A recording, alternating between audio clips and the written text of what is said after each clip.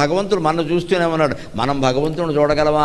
విగ్రహ రూపంలో చూడడమే చాలా కష్టంగా ఉందండి.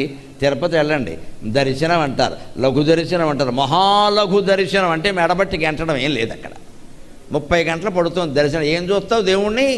అక్కడ ఒక 5 నిమిషాలు చూడండి, ఇక్కడ ఒక 5 నిమిషాలే. 5 నిమిషాలు వెంకటేశ్వర స్వామి అలివేలు మంగం చూడడానికే టైం లేదు అక్కడ. మనం ఎక్కడ చూస్తాం?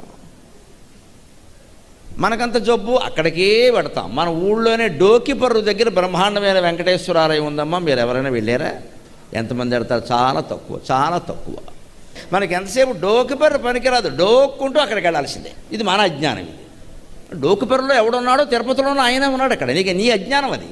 ఓ తిరుపతి, శ్రీశైలం, కాశీ మొత్తం అవన్నీ చోట్ల అవినీతి వ్యాపారం పెరిగిపోయింది. ఇక్కడ వేరే చోట ఏమో అర్చకులకు జీతాలు లేకుండా తయారైంది. నా మాటల మీద ఏమాత్రం గౌరవం ఉన్నా, ఏ దేవాలయానికి వెళ్ళినా మీకు అతి సన్నిహితంగా ఉన్నదానికి వెళ్ళండి.